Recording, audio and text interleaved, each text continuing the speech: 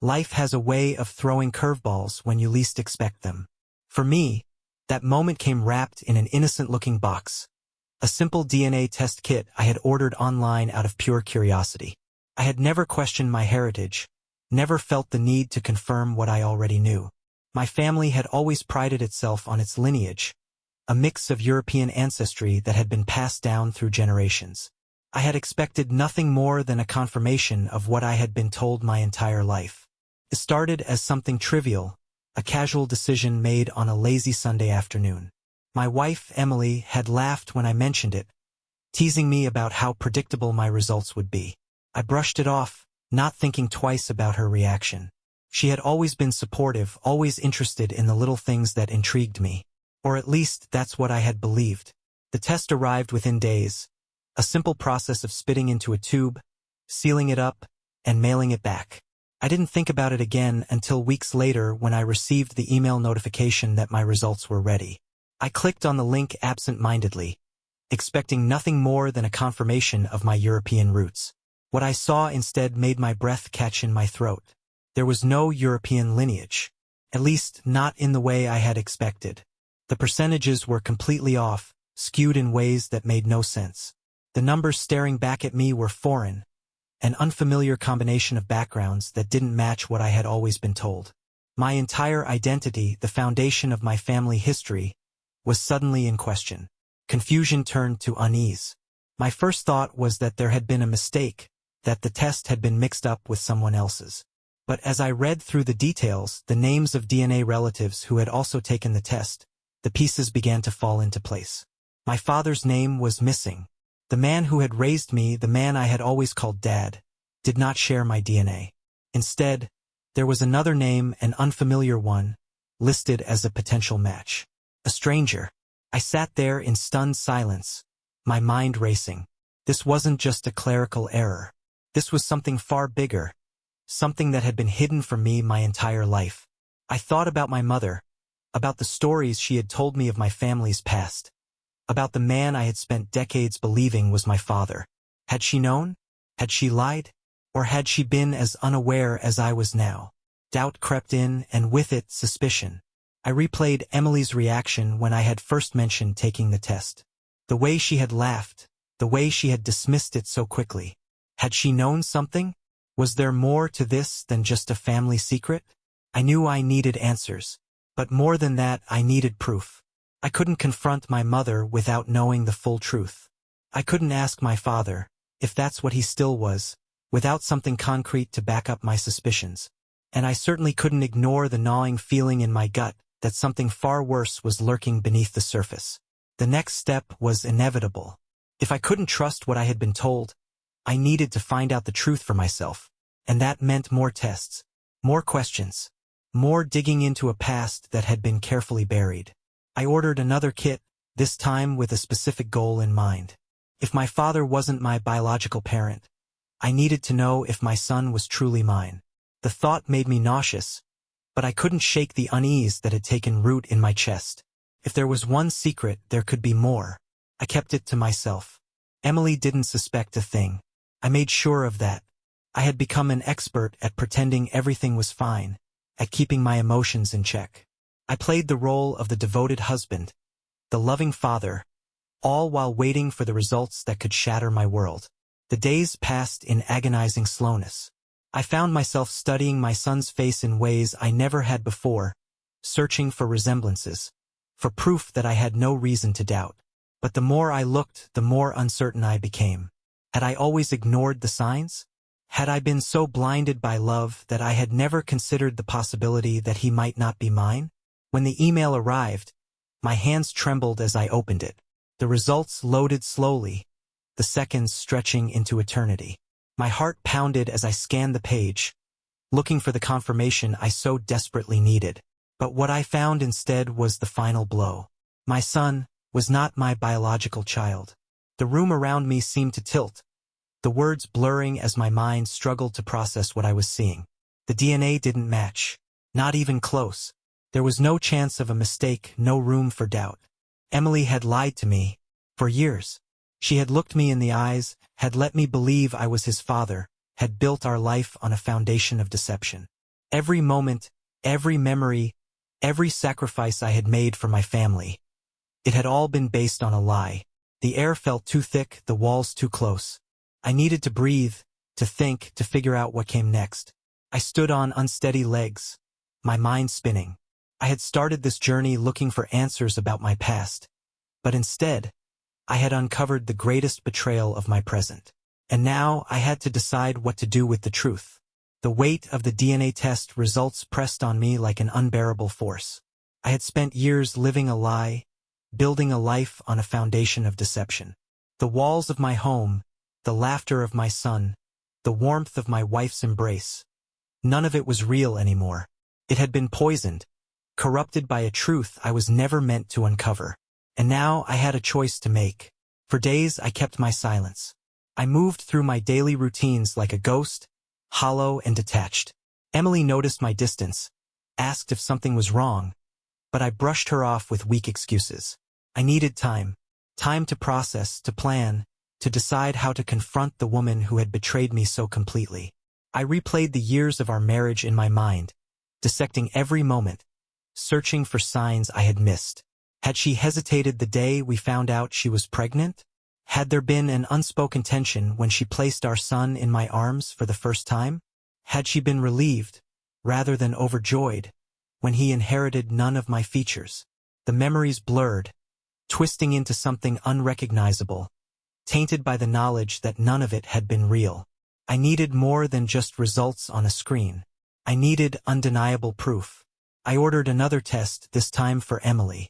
If she had lied about my son, what else had she hidden from me? Had she known about my own parentage all along? Had she orchestrated this deception from the start? The paranoia gnawed at me, turning every glance, every word, every touch into something sinister. I waited, pretending everything was normal. I kissed my wife goodnight, tucked my son into bed, laughed at all the right moments, but inside, I was unraveling. I studied Emily the way a detective studies a suspect, searching for cracks in her mask. And the more I watched, the more I saw them. The way her smile faltered when she thought I wasn't looking. The way she clutched her phone a little tighter, checked it a little more often. The way she hesitated before answering simple questions, as if choosing her words carefully. The day the second test results arrived, I already knew the answer. Emily had known. She had known all along. The DNA results confirmed it. She wasn't just complicit in the lie, she had built it from the ground up. She had known my father wasn't really my father, had married me with full knowledge of the secret my mother had buried, had carried that deception forward by passing another man's child off as mine. Rage surged through me, a fire so intense I nearly lost control. I wanted to scream, to break something, to shake her until she admitted everything. But anger wouldn't fix this. I needed to be smart. I took a deep breath and forced myself to think. Emily was dangerous, not in a violent way, but in the way liars are dangerous when they believe they can manipulate the truth forever. If I confronted her now, she would spin another story, find a way to twist the blame, play the victim. I had seen her do it before in small ways, turning misunderstandings into my fault, deflecting with carefully chosen words. No, I couldn't give her that chance. I needed to take away her control, to make sure she had nowhere to run, no way to turn this back on me. I started gathering evidence. I found old messages, emails, anything that could point me to the truth. I dug through paperwork, checking timelines, trying to piece together how long the lies had been going on. And then, I found something that made my blood run cold. A bank statement. A recurring transfer to an account I didn't recognize. Monthly deposits. Large ones. It didn't take long to trace it back to him. The real father of my son. A name I had never heard before. A man I had never met. But a man Emily had been sending money to for years. The deception ran even deeper than I had thought. Not only had she lied about our son's paternity, but she had been financially supporting the man she had betrayed me with. Was she still in contact with him? Did she still love him? Had she ever loved me? The final piece of the puzzle clicked into place. This wasn't just an affair. This was an entire second life hidden beneath the surface of ours. I stared at the bank statement, my hands shaking. The truth was inescapable now. Emily wasn't just guilty of one betrayal. She had built our entire life on a lie, had manipulated me into raising a child that wasn't mine, had funneled money to another man under my nose. This wasn't just deception. This was something far worse. And now it was time to decide what to do next. The truth sat heavy on my chest, a crushing weight that refused to lift no matter how many times I tried to steady my breathing. Emily had betrayed me in ways I never thought possible. She had lied to my face, built our life on a deception so deep that even now, I wasn't sure if I had uncovered it all. The DNA test was only the beginning. The secret bank transfers, the ongoing connection to another man, the father of my supposed son, had turned my stomach inside out. I had played the role of the loving husband, the doting father, while she had spun an alternate reality just beneath the surface of our life together. But now it was time to tear it all down.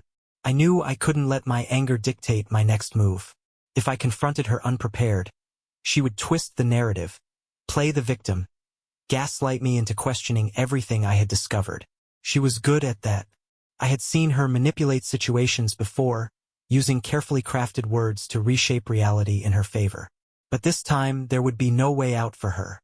I was going to expose her, strip her of the lies, and make sure there was no escape. I spent days preparing. I gathered every piece of evidence. The DNA test results, the bank statements, old messages that hinted at the affair I had been blind to. I printed everything out, placed it in a folder, and tucked it away in my desk drawer. The proof of her betrayal was now tangible, undeniable. There would be no more room for deception. The night of the confrontation, I kept everything normal. I waited until our son was asleep, not wanting him to witness what was about to unfold. Emily moved through the house like she always did, humming a soft tune as she tidied up the kitchen, completely unaware that her world was about to come crashing down. When I finally spoke her name, she turned to me with a smile that quickly faded when she saw the expression on my face. I watched as confusion flickered across her features, followed by something else, something close to fear. She knew something was wrong. I placed the folder on the table between us and opened it, revealing the evidence piece by piece. First, the DNA results, then the financial records, then the messages. One by one, I laid her sins bare, watching as her face drained of color with each revelation. She tried to speak, but I held up a hand, silencing her. This wasn't a conversation. This was judgment. I asked her how long she had planned to keep the lie going. Had she ever intended to tell me the truth, or had she hoped I would die never knowing? Had she laughed behind my back at my ignorance, at the way I loved a child that wasn't mine? Had she ever loved me at all, or had I simply been a convenient provider for the life she wanted? Tears welled in her eyes, but I refused to let them sway me. I had spent years being fooled, but not anymore. Her sobs, her attempts at explanations, they meant nothing now. She finally admitted to everything. The affair, the deception, the way she had watched me love a child that wasn't mine and never once found the courage to tell the truth. The bank transfers were her way of easing her guilt, a secret arrangement to keep the real father away, to keep me from ever suspecting. It was a twisted game, one she had played for years. But the game was over now. I told her I wanted a divorce. There was no coming back from this, no fixing what she had broken. I would not be raising another man's child under false pretenses. The love I had once felt for her had been hollowed out, replaced by something colder, something final. She begged, pleaded, swore she could make things right. But how do you fix something that was never real to begin with? I walked away that night, leaving her sobbing in the wreckage of her own making. The next steps were clear. Divorce papers, custody arrangements, the slow process of untangling our lives. But even as I moved forward, one thought refused to leave my mind. If I had never taken that DNA test, I would have never known. I would have lived my entire life believing a lie. And that realization haunted me more than anything else. The days that followed were a blur of legal consultations and difficult conversations. I had always thought divorce would be a long, drawn-out battle, but Emily was too broken to fight. Whether it was guilt or fear, she agreed to my terms without resistance. She would leave, she would not contest custody, and she would not attempt to seek any financial compensation. Still, the damage had been done. I no longer trusted anyone. The people around me offered sympathy, but I could see the pity in their eyes. Friends I had known for years whispered behind my back, exchanging glances when they thought I wasn't looking. It wasn't just the betrayal that weighed on me, it was the humiliation. One evening, as I packed away the last of Emily's things, I came across an old photo album. I should have tossed it in the trash, but something made me flip through the pages. Pictures of us from the early years of our marriage, vacations, birthdays, moments that had once meant something. I stared at them, wondering how many of those smiles had been real. How long had she known she was deceiving me? Was there ever a time she had truly loved me, or had I just been a convenient security blanket for her? I shut the album and shoved it into a box. The past was dead. There was no use in mourning it. Emily moved out within the week. I let her take whatever she wanted. The house felt emptier without her, but it was a good kind of emptiness. A clean slate, a fresh start.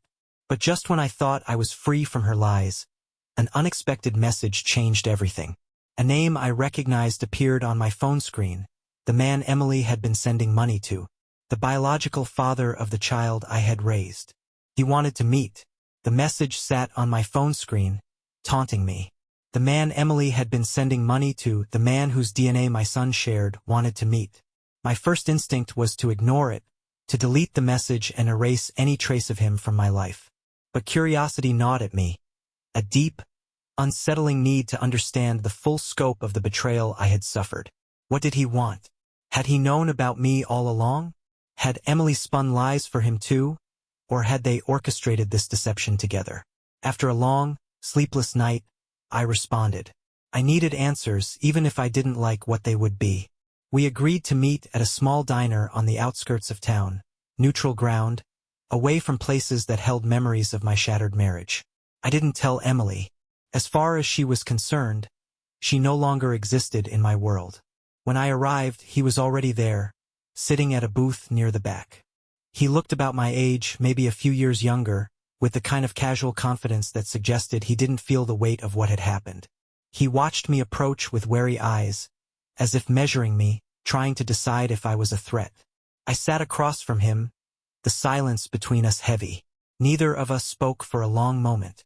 I studied his face, searching for similarities between him and the boy I had raised as my son. There were hints, subtle things I had never noticed before, things I had ignored in my blind belief that the child was mine. It made my stomach churn. Finally, he broke the silence. He told me he hadn't reached out to cause trouble, that he wasn't here to fight or make demands. He had only recently discovered the truth himself.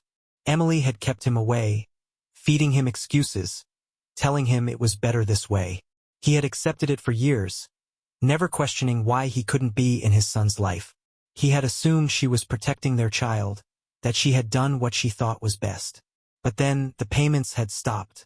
When she lost everything, when her world collapsed, she had cut ties with him, too. And that's when he started digging. What he found led him to me. He had no idea that I had never known the truth. He had assumed I was part of the arrangement, that I had agreed to raise his son as my own. When he realized I had been just as deceived as he had, it changed everything. The anger I had been holding onto began to shift. It wasn't him I despised, it was her. She had lied to both of us, manipulated us, used us as pieces in a game only she understood. He had been robbed of his son, and I had been robbed of my truth. He asked if I still planned to raise the boy, if I still saw him as my son. The question hit me harder than I expected. I had spent weeks telling myself I was done, that I could walk away and never look back. But the reality was far more complicated. The child was innocent in all of this. He didn't choose to be born into this deception. And no matter how much I wanted to sever all ties to Emily's betrayal, he wasn't her. He wasn't responsible for what she had done. I didn't have an answer for him. Not yet. We parted ways with an uneasy understanding. He wasn't my enemy. If anything, he was just another casualty of Emily's selfishness. But his presence in my life was a reminder of everything I had lost, of everything I had never truly had to begin with. The drive home was a blur. My mind raced with questions I still couldn't answer. What would happen next? Could I walk away from the boy I had raised, the boy who still called me dad? Could I share custody with the man who was his real father? Did I even have a choice? When I got home, Emily was waiting for me. She looked smaller than before, as if the weight of her actions had finally caught up to her. She asked where I had been, if I had met him. I didn't answer. I didn't know her anything anymore. She begged me to let her explain again, to tell me her side one more time. But there was nothing left to say. The past couldn't be rewritten. The truth couldn't be undone. I told her to leave, for good. And this time I meant it. The next day I made my decision. I couldn't erase the years I had spent as a father, the memories I had made, the love I had felt. Biology didn't change that. The child was mine in the only way that truly mattered. I wasn't going to punish him for the sins of his mother. I met with the other man one last time. I told him I wasn't walking away, that we would figure this out together. He nodded, understanding. Neither of us had chosen the situation, but now we had to make the best of it. Emily was gone. But my son, my real son, not by blood, but by love, was still here. And I wasn't going to lose him, too. The days following my final conversation with Emily were filled with an eerie sense of calm. The storm had passed, but the wreckage it left behind was undeniable. I had severed ties with the woman who had shattered my trust, but I couldn't sever my connection to the child I had raised. The boy who had called me dad still lived in a world of innocence, unaware of the devastation his mother had caused. He had no idea that the man who had tucked him into bed, taught him how to ride a bike, and wiped his tears wasn't bound to him by blood. But did that even matter anymore? I spent nights wrestling with the question. The DNA test had proven what biology dictated, but my heart refused to accept it as the ultimate truth. Love wasn't written in genetic code. It was built in moments, in sacrifices, in the quiet reassurances of fatherhood. No test could erase the years I had spent as his protector, his role model, his provider. I had already made my decision, but the legalities had to be sorted out. Custody was a complicated thing, and for the first time, I had to face the reality of co-parenting with the man who had unknowingly stolen my role before my son was even born. The biological father and I had met again in a lawyer's office, this time without the tension of strangers sizing each other up. We were two men bound by circumstances neither of us had chosen, trying to figure out what was best for a child who deserved stability, not the fallout of his mother's lies. The discussion was difficult, but surprisingly civil. He wanted to be involved, to finally claim the son he had been denied, but he respected that I had been there from the beginning. We worked out an arrangement, joint custody, a slow transition where my son would come to know him as more than just a man his mother once knew. There was no animosity, no territorial battle, just the mutual understanding that neither of us wanted to do more damage than had already been done. Telling my son was the hardest part. I rehearsed the conversation in my head 1,000 times, but when the moment came, words failed me.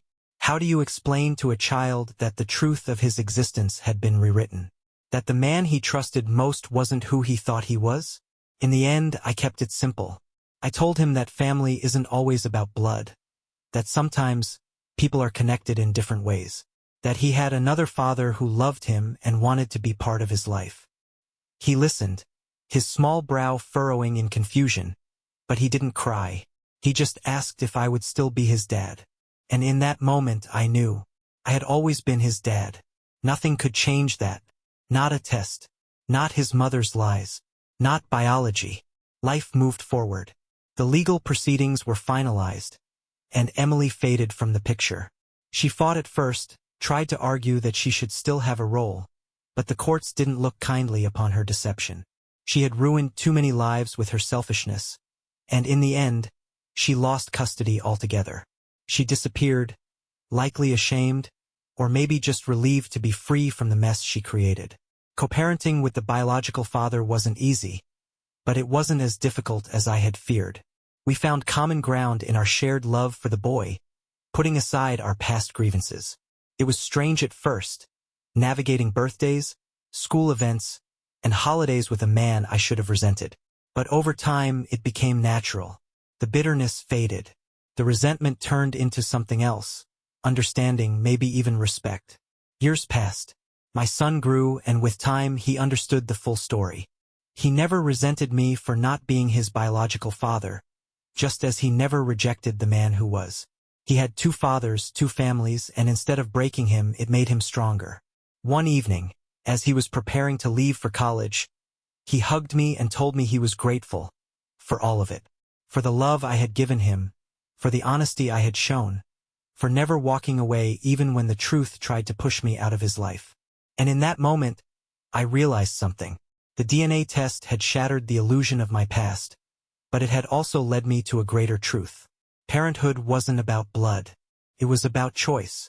And I had chosen to be his father every single day, long before I ever knew there was another man in the picture. Emily's betrayal had taken so much from me, but in the end, she couldn't take away the one thing that mattered most: my son's love. And that was all the resolution I needed.